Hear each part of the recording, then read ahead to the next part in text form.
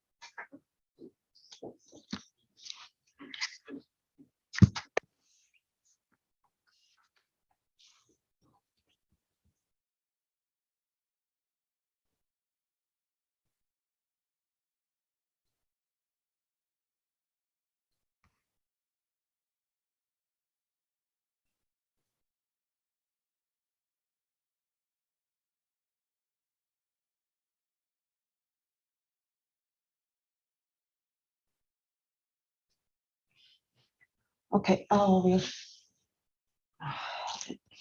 it goes off again.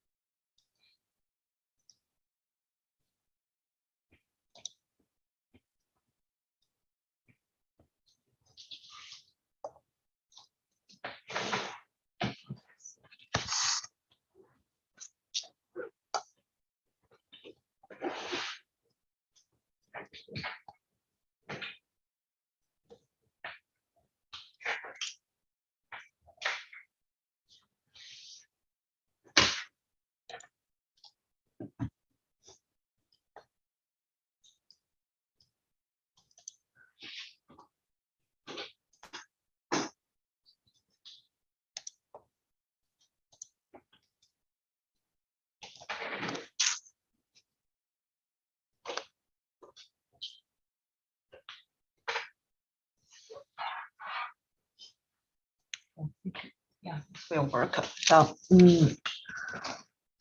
um, today we'll introduce a new algorithm, decision tree.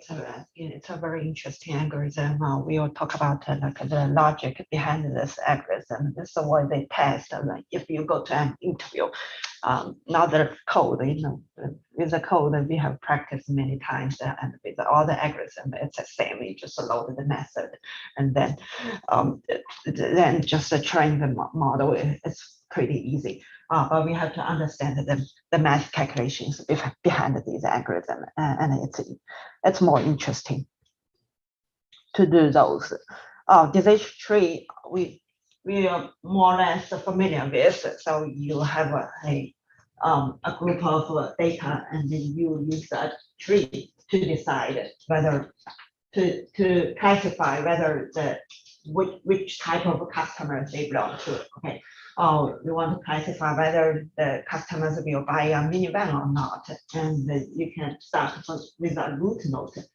We need to understand. We need to get familiar with some basic terms. The first node is called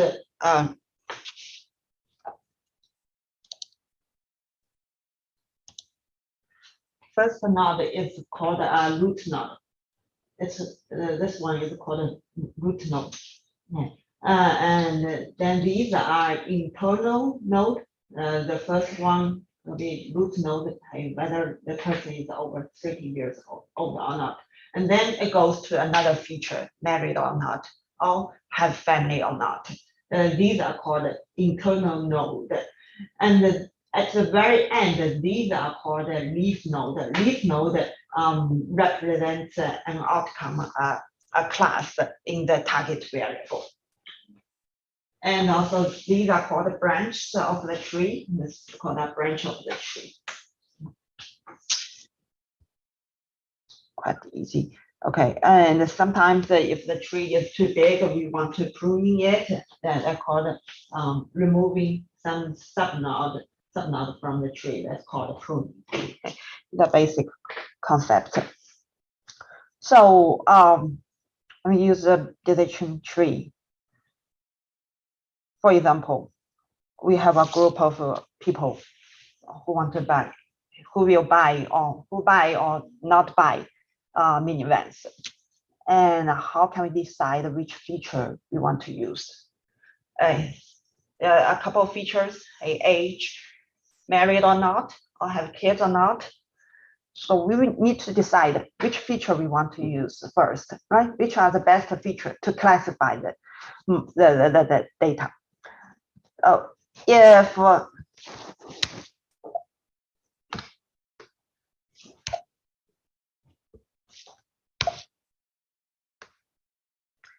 If this feature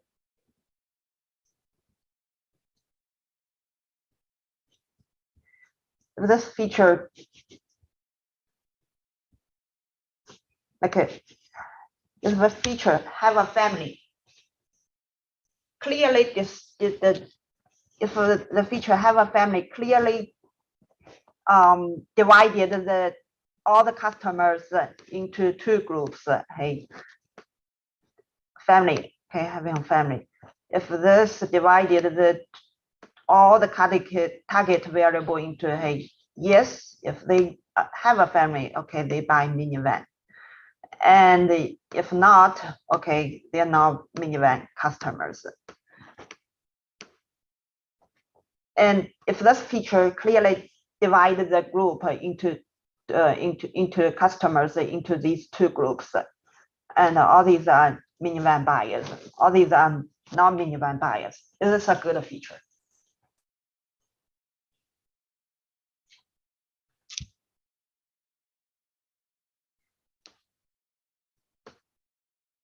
And for another, it's a family, okay, and family, and this one, it's the age.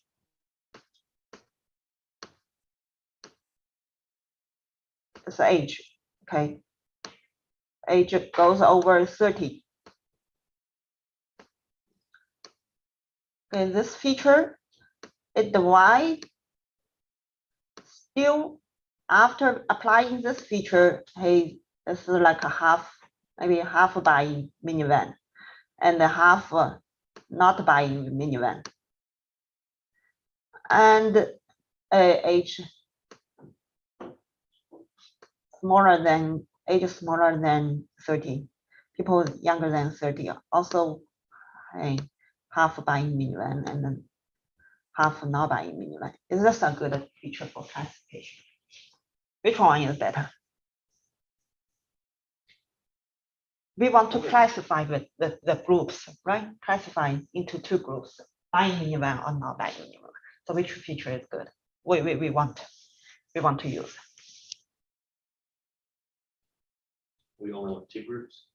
Yeah. The target variable are two classes: buying minivan, not buying minivan. Family. Yes, we want to classify this. If this feature can classify this into clearly two groups, okay, we don't need the other feature anymore. So this is the feature we want to classify it into two groups. Yeah. So we need a, and this is not pure. You still have to divide the group, the people into further groups. So with this purpose, we needed some measurement to measure whether this is a good feature to divide the groups. There are two measurements we can use. One is called Ginier impurity, and the second one is called entropy. Ginier impurity is very straightforward. Impurity means whether this group is pure or not. For example, this one, it classified the target variable, all the cases into two groups. One is minivan buyers, so this is pure, right? This is very pure. They're all minivan buyers or non-minivan buyers. They're very pure. So the term is Ginier impurity.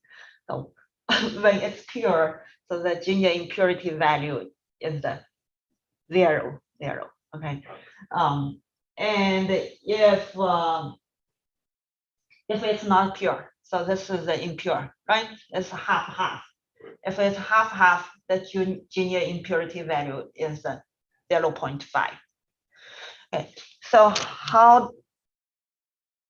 how do we exactly calculate this? So if this is like we use the half, right? Maybe 3 is minivan buyer and 1 is not minivan buyer. Then what is the junior impurity of this one? How to calculate this? So the formula for calculate this junior impurity value is 1 minus the probability of the class. This one, 3. The probability of getting this type, this class is 4 third, right? 3 divided by 4, so 3/4, and this one is the formula is probability square of the probability, and plus the square of this probability, the other class. So it should be 1/4 and square. So the junior impurity value, the junior index value for this data with 3 to 1, 3 represent one class and 1 in the other class. So this value is should be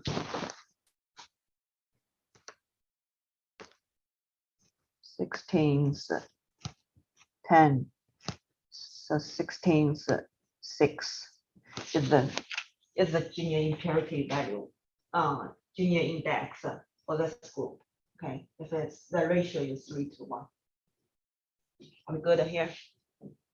Okay, you good? Okay. So that we get to the junior impurity of this group. So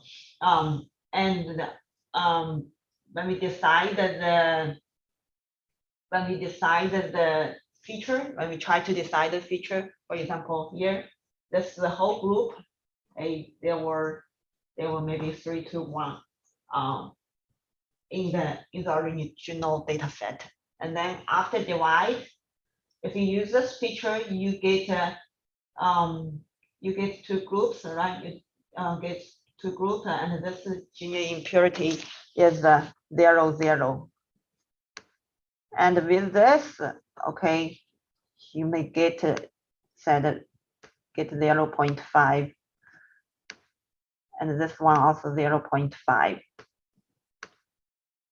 So from this, the first at the beginning, there might be 3 to 1, okay, 3 to 1, and then from 3 to 1 to here 0, 0. This is a gap. There's a gap. Junior index gap, and from this to this is a gap also. So we compare the junior index value of these 2 features, and then choose the one that gives you the minimum junior impurity. Okay. So that's how this algorithm works. So we can practice with this example. So here, for example, we have this example. We have 3 features.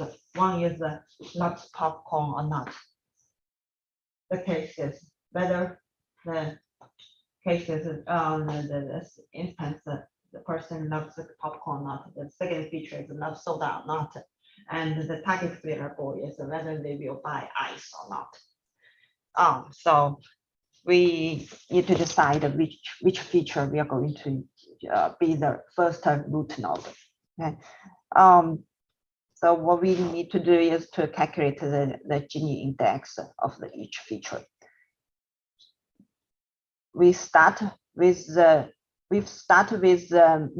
target variable. So the target variable has how many yes, how many no?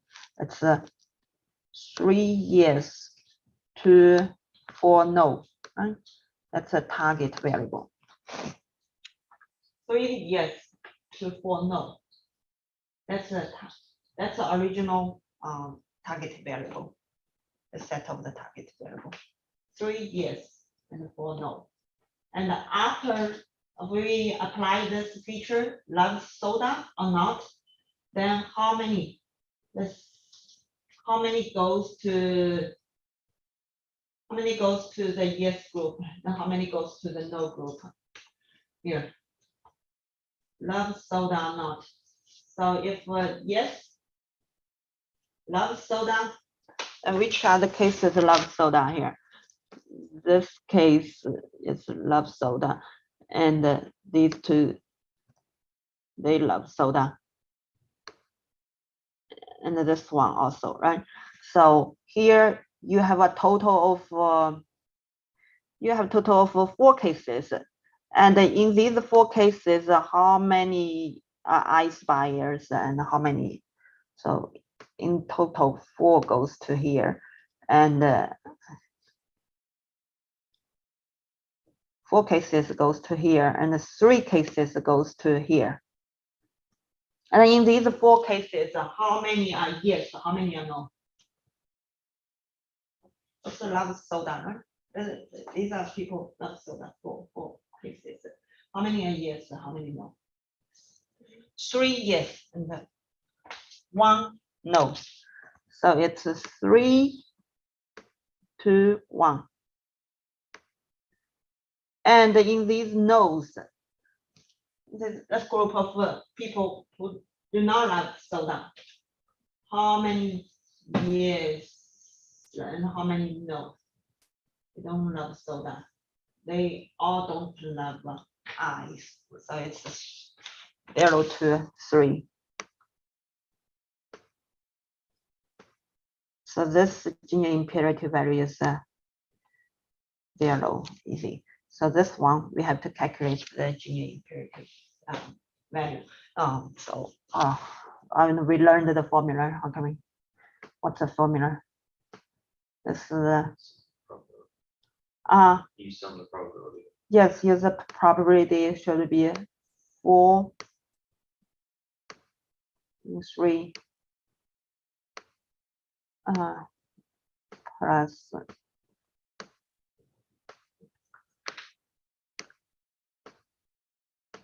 square.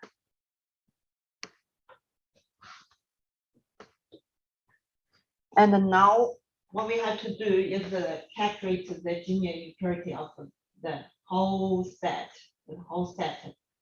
including people love soda and do not love soda. So how do we do that? Let's use the probability, just use the ratio, okay? This one times there are 7 people, 4 from 7, so it's 4 from 7, and plus 3 from 7 times 0. So this one equals we know it's 16 times 4, so it's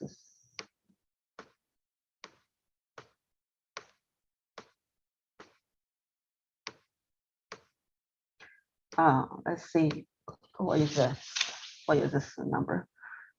24.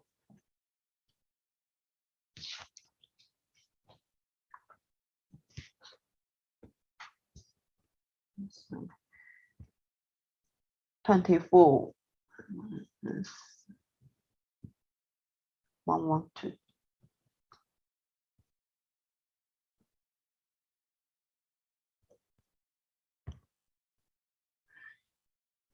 0.214. That's a Gini index for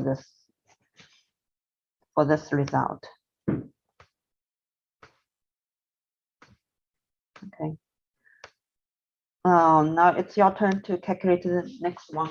If we divide by popcorn, what is the Gini imperative value? The result.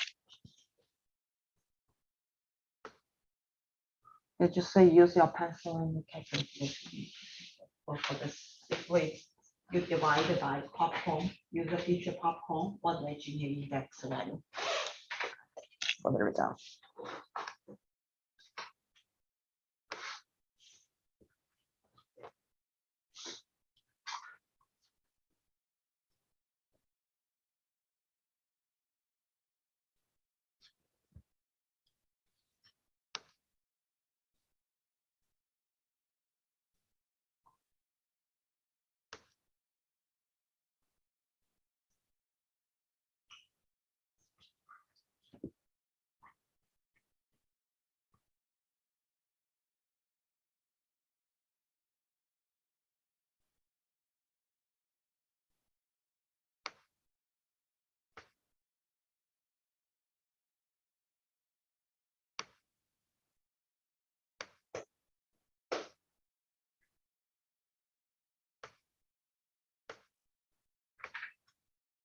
So you could do it 3 times. Uh-huh. If you do by popcorn, do you have to split yes and no, lowest popcorn, and then go by soda and then ice? On all of those? No, we are only calculated the popcorn, the Gini index by popcorn. Okay. And we are trying to decide whether we use the soda as the root node or use the popcorn as the root node.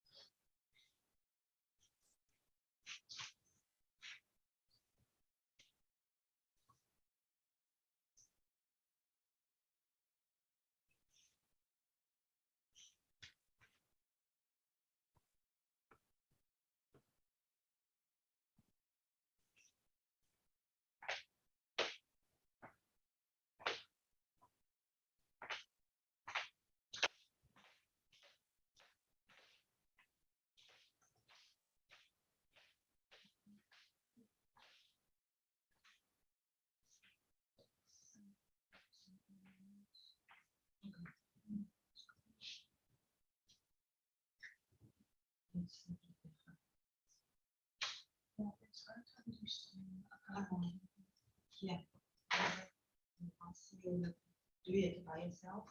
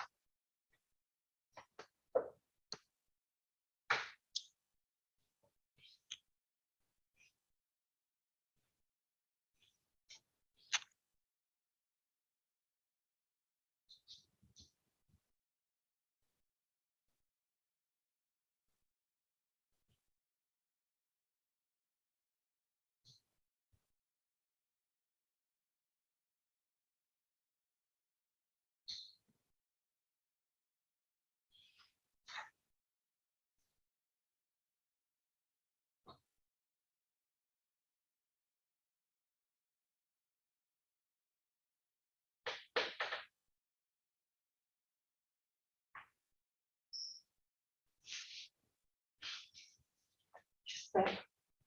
Which seven? Well, I got 0.286. For the index.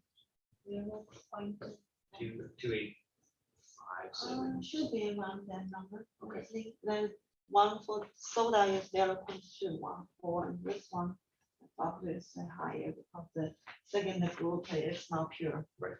Yeah. But about that number. Okay, thank you.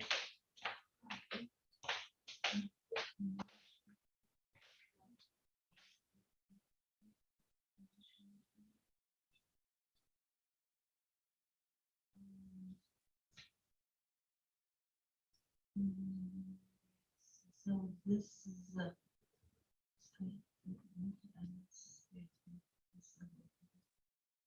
So this one is the junior index, junior index for the left branch, for the left one. Like people love purple. Okay, so this is correct. And then you have to calculate that people the Gini index for people who do not like purple. Same formula. It should be. It should be. 100.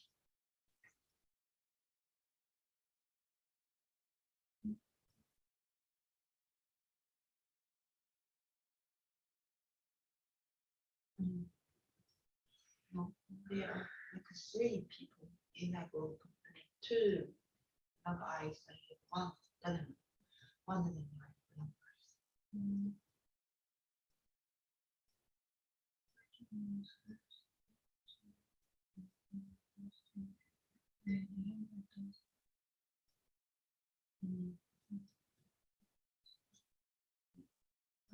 So there are 3 people in the group who do not love popcorn.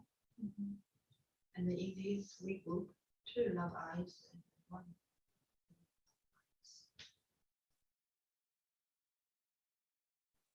Like here, we have 4 group, 4 people love popcorn, and then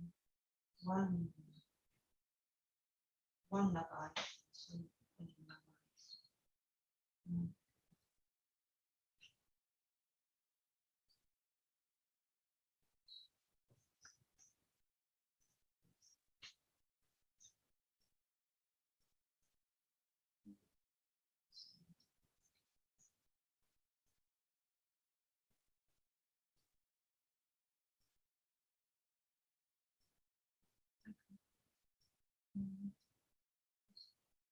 We look at the people do not love popcorn.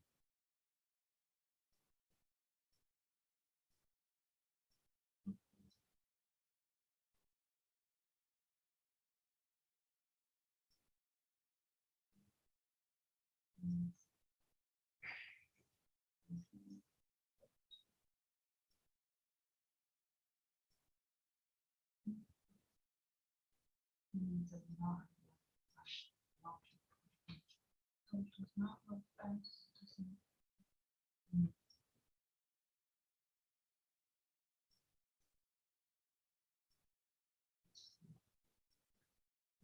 This one, 3 of them.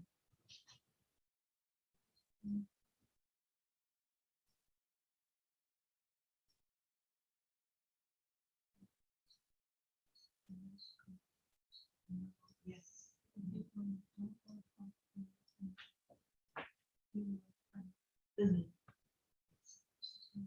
That's correct. Yes.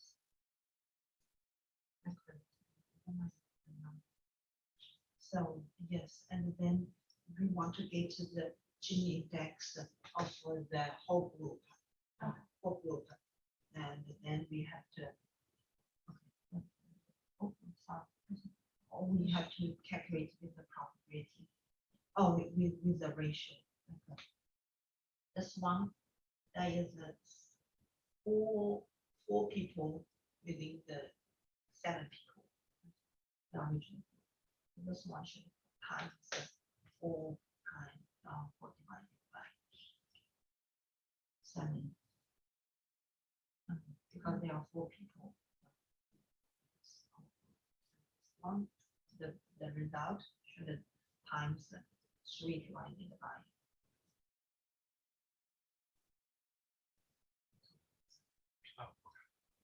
This result you should times 100.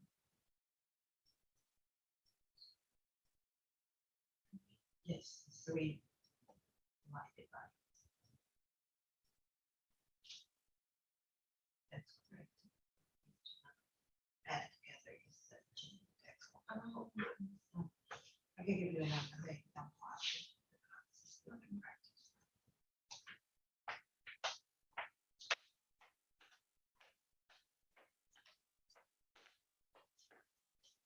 Okay, very good. Yeah, so the number you get for this one, for this result should be higher than the first one because this one, it's the same purity like this one and this one. This one is more impure or less pure than this one. So this gene index value should be lower or higher, should be impurity value should be higher. The one should be higher. So we choose this one, choose this feature. Okay. With the gene impurity lower. Okay. And with age, age is a little bit different. It's numeric, but it's the same method. 113.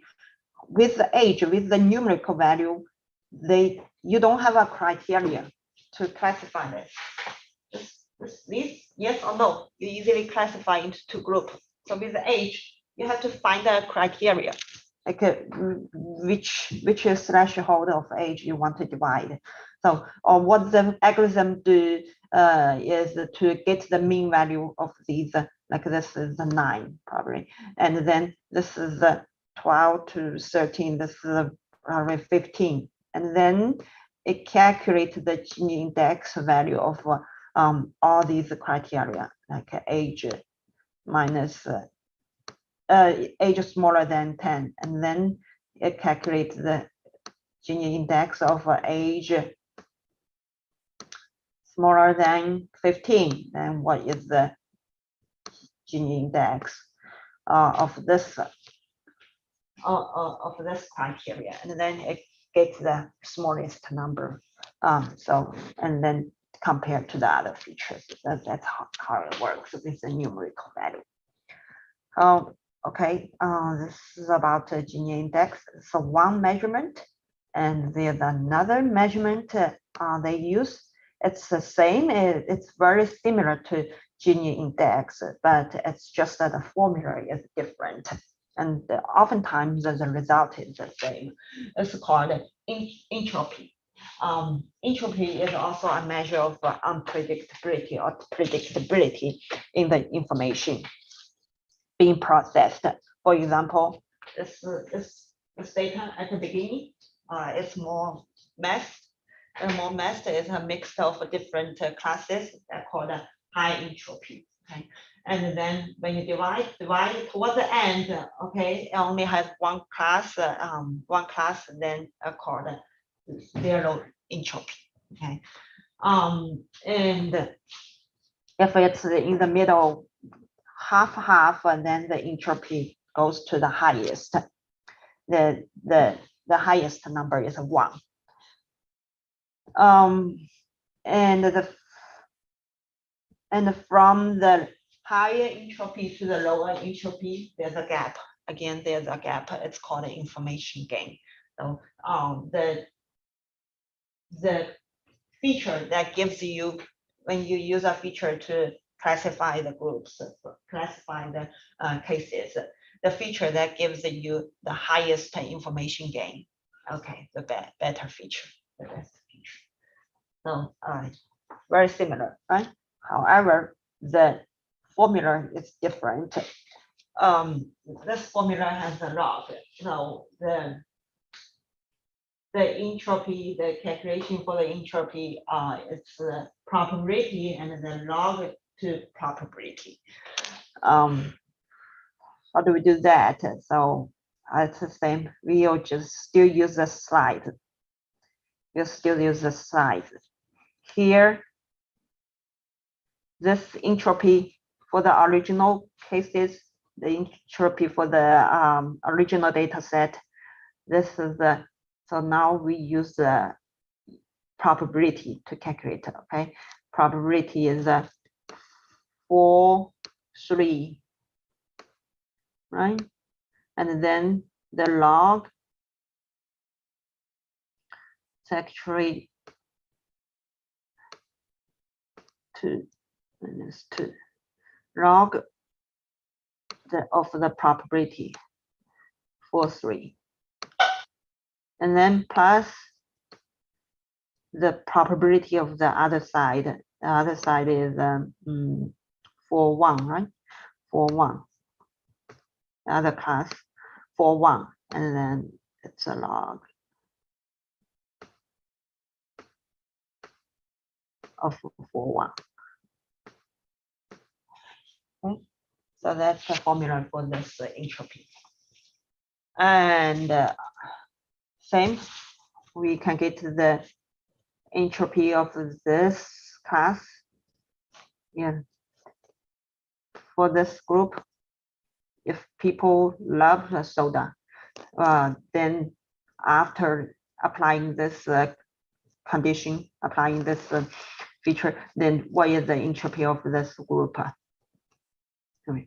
Sometimes they write this way, it's 2 and this is minus, okay? That's right.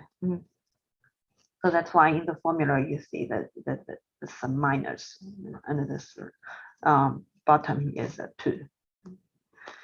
So what is the entropy of this group? You can tell me. It's a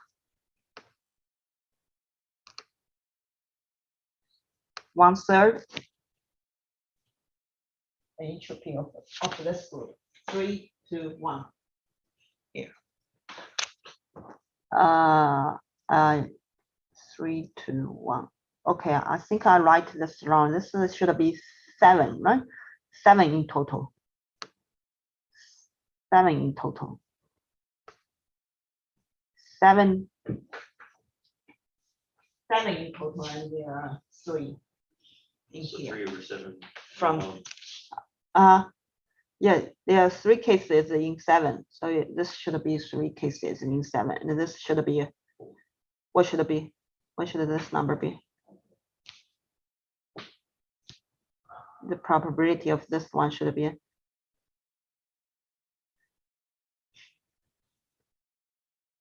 So the probability of getting people that loves the soda is 7. 3 in 7 people love soda, right? And especially 4. So that second would be 4 over 7. yes, 4 over 7. So 4 people do not love soda. So the probability of getting people who do not love soda is 4 from 7. And that should be the result here. And then the entropy for this group is it should be the entropy for this group. Anyway, okay, write out the formula. It should be this right? It's wrong. It's wrong again. 4. Yes, it should be 4 over 3 over 4, and then you do the log, and the log of the probability, right? And then you minus what should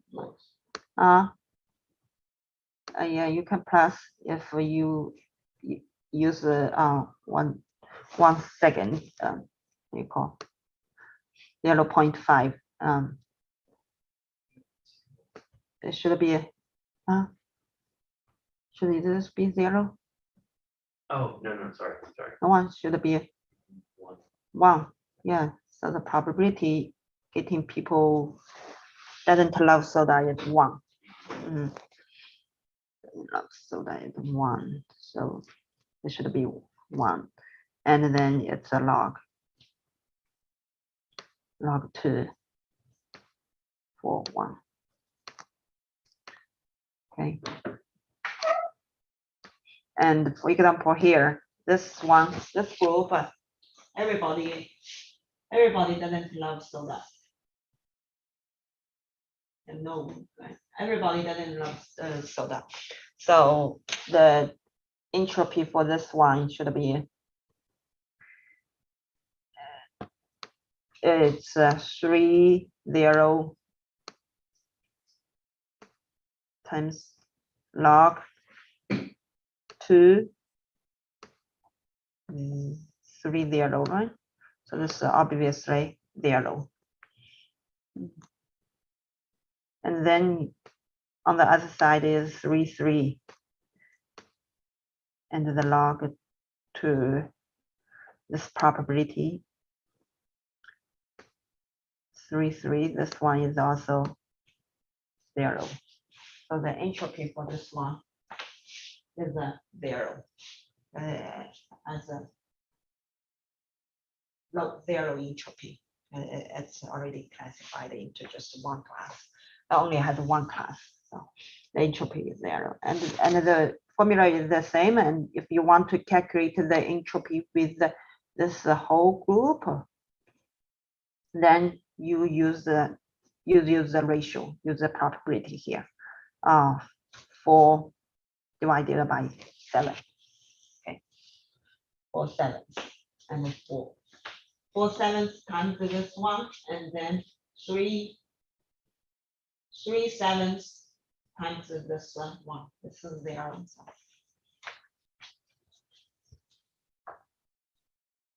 do we get it here? That makes sense here. So it's quite the same, similar, but it's just 2 different formulas.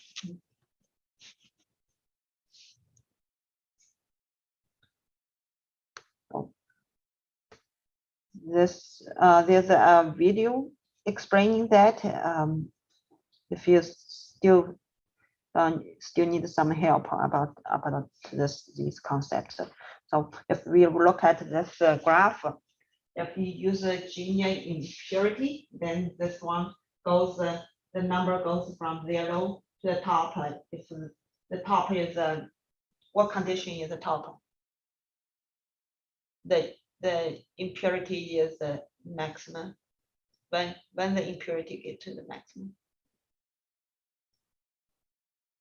The most mass. No, the value is the top value is 0.5. But when it reaches 0.5.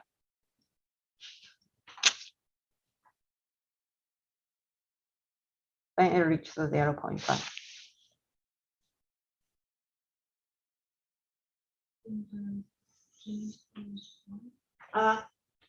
The Gini score is 1. Oh wait, no.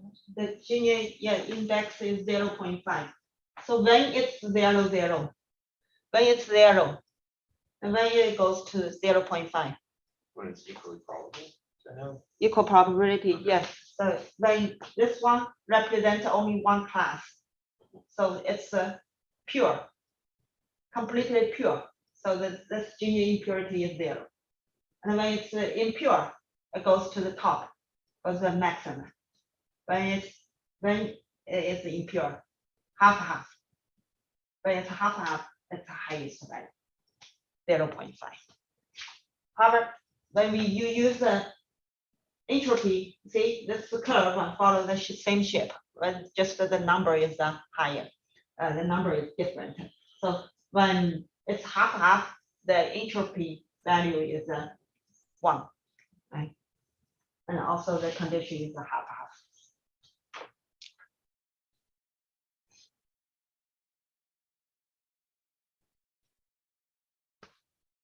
Okay, let's just use this on a case. The case is about a bank, and then they want to the bank and the target variable is whether the loan is approved or not. Let's look at this data.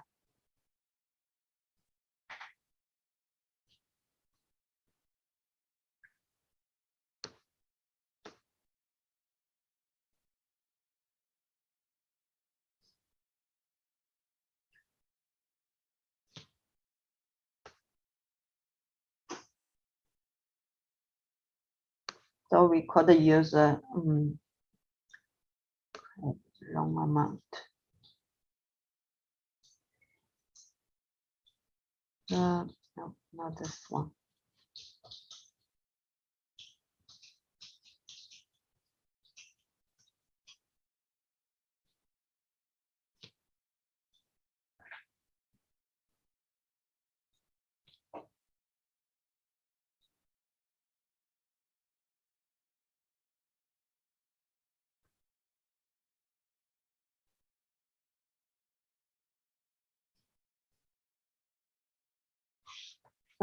There are a couple of features, and this is the target variable, whether the loan status is yes or no, whether the loan is approved or not.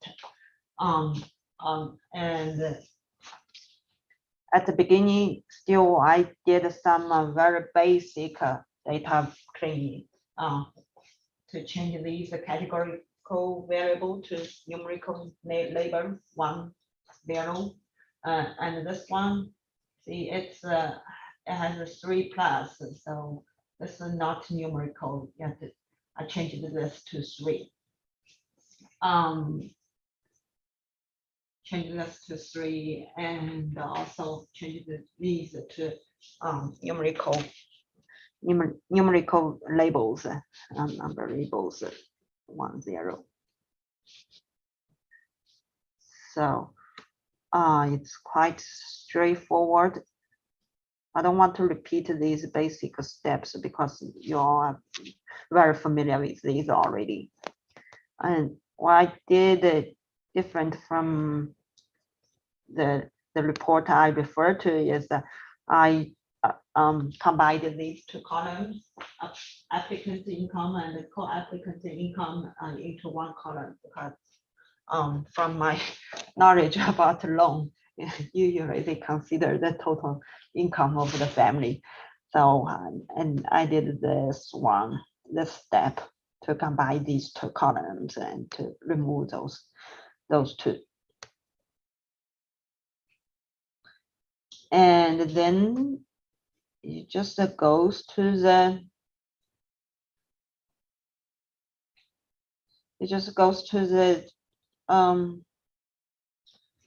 training testing script, and you can still, it's this is imbalanced. This data set is imbalanced as a 300 approved and 100 not, 150 not approved. So we still need to balance the data. But as you notice, I didn't do those ANOVA test or the chi-square test for category to select the variables. This is an advantage of a decision tree. You can do minimum data processing or feature selection. Okay? Because if, for example, if you do feature selection, like these features, if you do feature selection, hey, this feature, the feature like gender, okay, female, male, female group, this, male, keep this one. Obviously, this gender has there's no variance. Female, male, there's no variance between these groups, right? This represent one, okay? No, okay.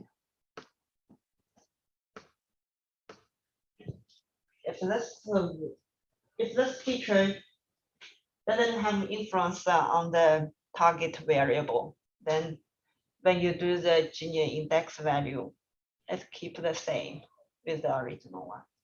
Right? It's the same ratio, so it's the same ratio, and the Gini index value keep the same. Then it will not select this feature when you use the deletion tree, then it will not select this feature. Oh, compared to this variable, okay. There's another variable and classified maybe a married or not. This one goes like this. So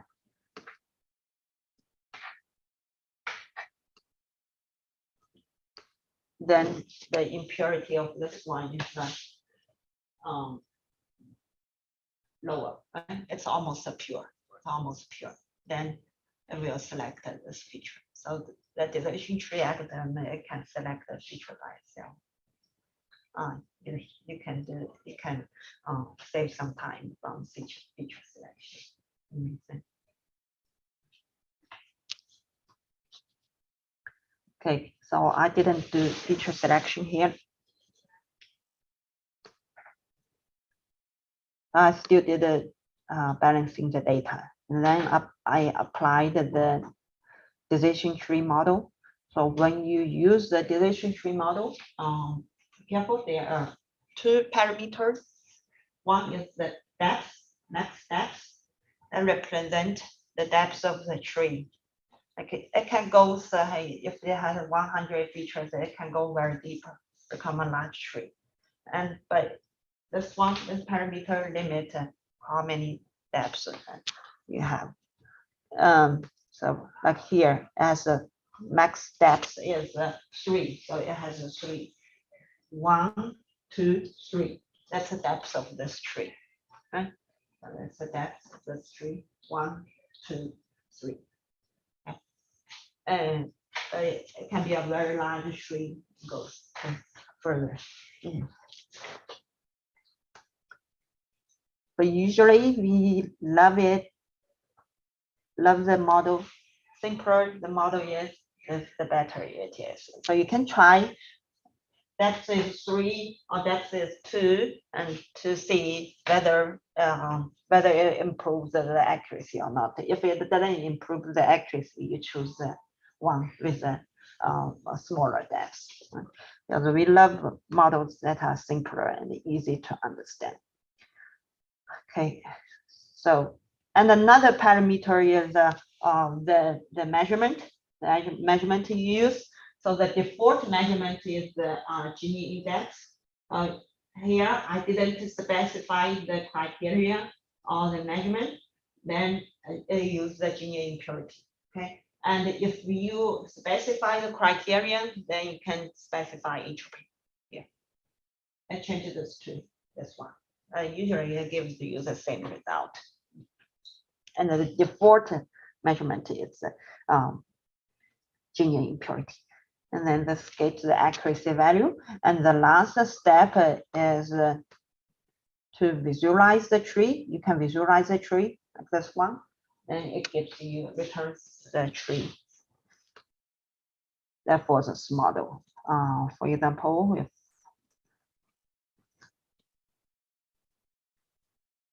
run 2, okay, let's do 2, and it will be easier to understand.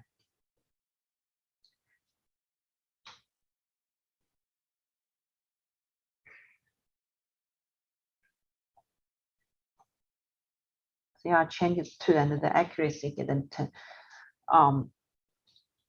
is still over 0.8. So this tree is very simple. And the first one is the credit history, very important. If the credit history is true, I guess if you have credit history, that's not good. Like banks or hospitals, they buy your credit history for you, that's not good. So if it's true, if it's true, and it goes to this direction. If it's false, then it goes to this direction. If the total income smaller than this number 2,700, a lot of the classes denied. And if the income goes over this number, to a lot of the most of the cases are approved. Yes, so this tree is easy to understand. And the dependent, I doubt if this is correct, but here this tree tells us if the dependents, number of dependents less than 2, so less than, fewer than 2, then it's most are denied. Still most are denied. And dependence dependence is more than 2. Still most are denied. So this really doesn't help much. This branch doesn't help much. And this one is very clear, total income. Okay. Rather than this, most are approved.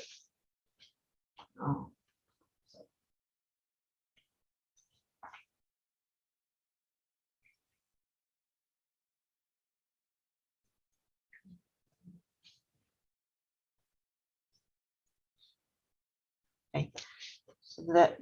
So that's how we interpret this tree. Sometimes the criteria may not be may not really make sense. That's we call overfitting. Okay.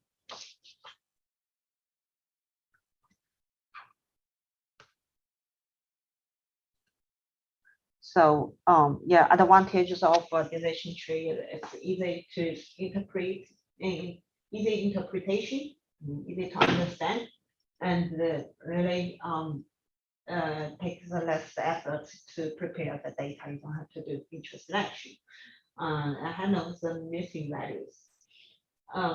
Optimization options. If the tree is too large, you can cut in the tree, okay? Reducing the dimensions.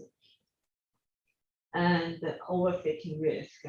Sometimes the criteria may not make sense. They have overfitting. And inadequate prediction power. So when there are lots of features and lots of data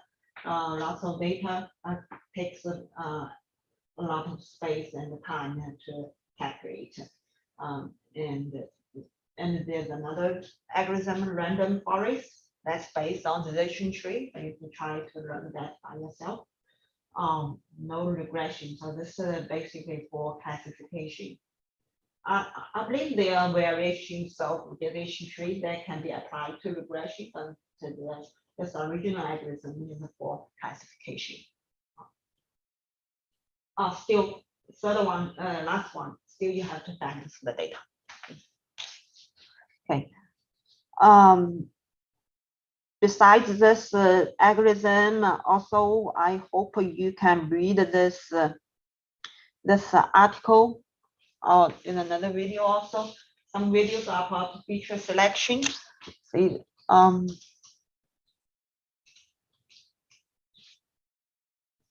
yes, okay.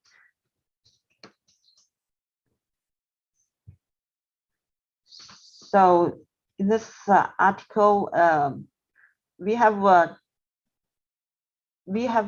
touched most of the concepts, but it has some methods that we didn't mention, like this method variance. So we said if the variable, if the feature has all the uniform values, has little variance, you just drop it, right?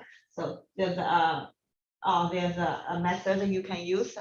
So these methods, a lot of some of these methods we didn't mention in the class. Okay, so you can get to know these methods. Filter methods. They are more feature selection methods, and you can learn from this article. And for the project, I posted it. Basically, you just walk through these steps of data cleaning, data processing, feature selection, and then to create the prediction model and then to evaluate the model. I think we have practiced over the past weeks. So to test whether you completely understand all these concepts also, whether you completely understand the concepts or not, and I ask you all to record a video to explain your report. You have to walk over all the steps in your report and to explain, hey, why I use this chi-square test, and what is the result, how I interpret the scores. So that's an additional requirement different from the last project. I hope you all enjoy this project, and if any question, just email me. I hope you all can finish the first draft by next Monday, and then can ask me for feedback. So for next week, you can revise the draft and then record the video.